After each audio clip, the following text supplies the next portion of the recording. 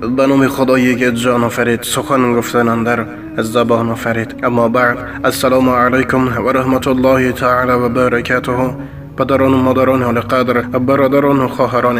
اهل اسلام من، بنده همه شما را با فرارسی ماه شریف رمضان شاد باش گفته از درگاه خداوند برای شما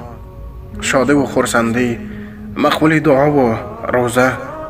و البته در خاندان شما فیض و برکات را دعا دارم.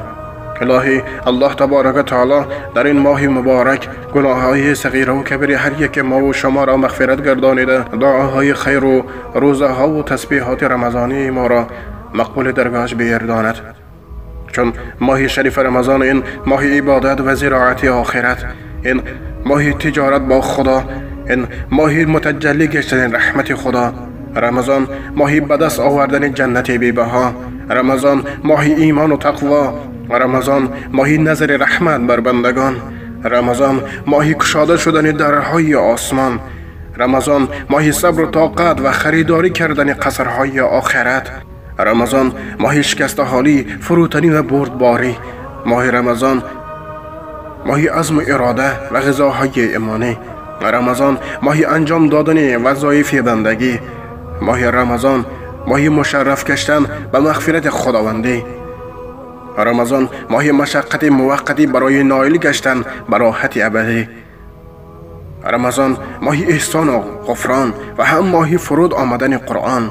رمضان مدرسه ایمانی برای آموختن اخلاقهای قرآنی، ساعتهای درسی برای ازبر نمودن فنهای ایمانی، درس صبر، درس نماز شب، درس نگه داشتن زبان، درس تقویت بخشیدن ایمان، درس مناجات با خدا، درس یاری و مسکین و گدا. پروردگار مهربان در این ماه مبارک هر کاری عملی خیری که میکنیم مقبول درگاهش بگردانه و از راه خطا و از کار خطا، از سخنهای خطا و از فتنه انداختن بین مردم در حفظ امانت خود نگه داشته از فیض و برکات ماه مبارک هر یک ما و شما را